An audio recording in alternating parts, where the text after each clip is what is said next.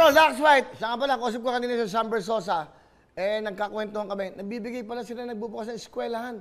I think ngayon kay Mayor Bico siya sa Pasig eh. Tapos kay Mayor Isko, yung pronto, yung eskwelahan, nagbibigay pala sila. Tapos pupunta pala sa Baguio.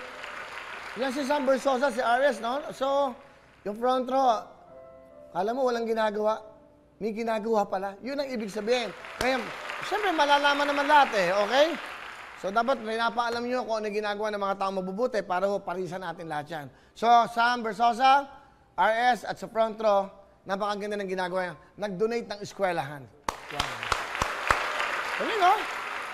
Imbitahin nga natin. Hello everyone! Mga kapuso, I'm Donita Knows. Nagustuhan nyo ba ang video na to? Marami pang hinanda para sa inyong lahat. Kaya mag-subscribe lang sa official YouTube channel ng Wowowin. Don't forget to hit the bell button para lagi kayong updated.